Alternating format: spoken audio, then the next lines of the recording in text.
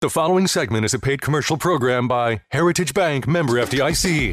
It's time for Ask the Expert on News Talk 1340 and 96.3 FM, KWLM. Well, indeed, it is time for Ask the Expert for this Wednesday morning here on the KWLM Morning Show. And great to have with us today representatives from Heritage Bank here in Willmar, Jeremy Goltz and Chuck Nolting in studio with us. And fellas, thanks for coming in and being with us today. Yeah, thanks for having us. Appreciate you taking the time to be out here, come out here and be with us and talking about commercial and ag growth and expansion in these uncertain times. So a very good topic here, to say the least, but is now really the right time to grow your business. Costs are higher, labor is harder to find, margins are tighter. So we'll start there. Are you guys seeing growth slow down locally, or is it just kind of changing?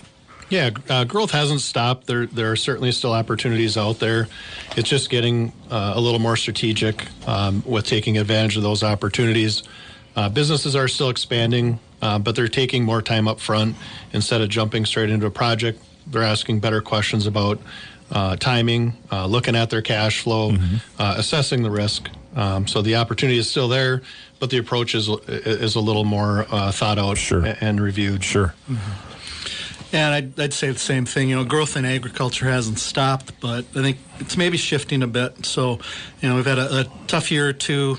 So producers are still looking to expand, but they're maybe being a little more careful with timing and just the tighter margins they're experiencing. So probably focusing a little more on strengthening the operation so that growth holds up even when things get lean.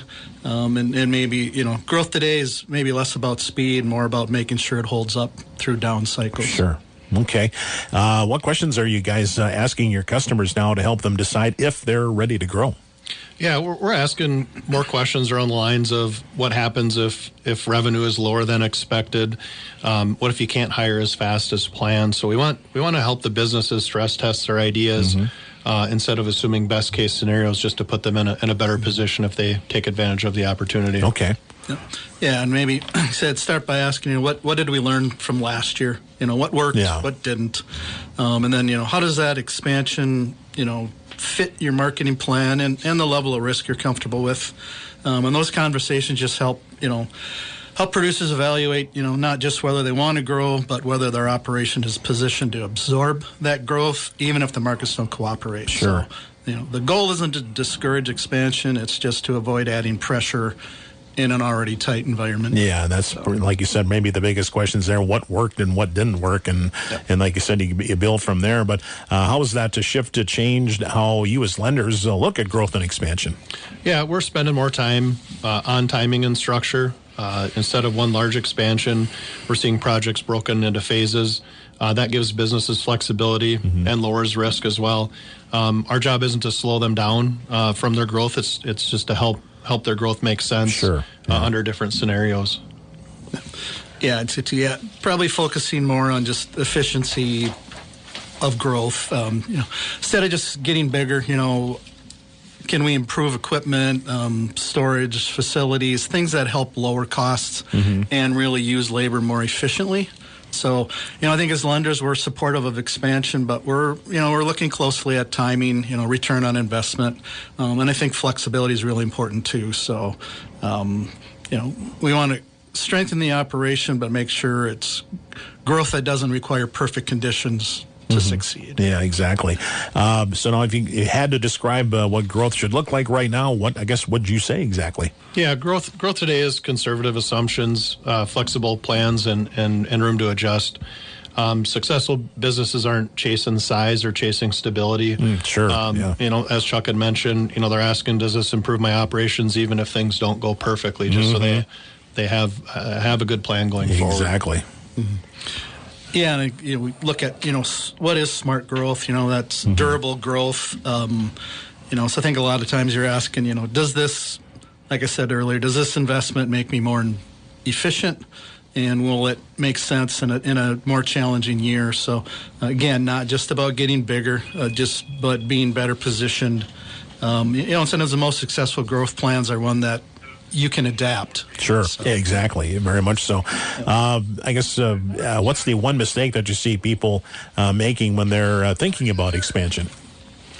One thing I would say is they're waiting too long to start the conversation. When a decision becomes urgent, options get limited. So early conversations give people more flexibility and better choices. Yeah, when you're thinking about it, do it, basically. Yep. Yeah, I'd say too, just don't want to wait too long to have a conversation or until the decision is already made. So early conversations let us run more scenarios, make sure we're structuring things correctly, and match timing to the cash flow. So, and it's always important to kind of separate needs from wants. And early planning, I guess I would say, keeps more doors open and reduces stress. Late planning just limits options. Yeah. If you could leave our listeners, I guess, with one takeaway, whether they're a business owner or a farmer, what would that be? Yeah, just kind of piggyback off of what we said. Don't assume it has to be an all or nothing. There's usually multiple ways to get to where you want to go, especially if you start planning early. Yeah, and I'd say make sure you're kind of continuing to review your financials throughout the year, so we can adjust in real time. That makes it easier to respond quickly. And I'd say too, uncertainty doesn't mean just stop. It just means let's make sure we're planning better. Yeah. And now I saw on Facebook you both got a little wet here recently. What was that about? Yeah, so as part of our United Way fundraiser at Heritage Bank, our employees took part of a chill out event. There were incentive for employees to donate. That eventually led to the commercial lending team, as well as Jared on the residential lending side, to have a 5-gallon bucket of ice water dumped over our heads. Hey, man, okay. Yeah, and this is something we all agreed to, but maybe we should have looked at the weather forecast a little closer. Might have been a little better idea on a warmer day than the one we chose. But that was really our final event of the fundraising, that we did at Heritage this year, and we had a lot of great events, a lot of fantastic employee participation, and really as a result of that, we were able to raise a little over $2,700 for United Way. Well, hats off to you guys, and hats off for your courage out there. It looks like it was about 34 degrees that day, so not the ideal day to have a bucket of ice water, especially 5-gallon dumped over the top of your head. But any other upcoming events that you guys would like to mention to us today? Yeah, we are a sponsor for the Radio for Relief coming up on March 26th. Event goes from 7 to 10 on the Lakewood media stations, and we're sponsoring from 8 to 9 a.m. on that morning.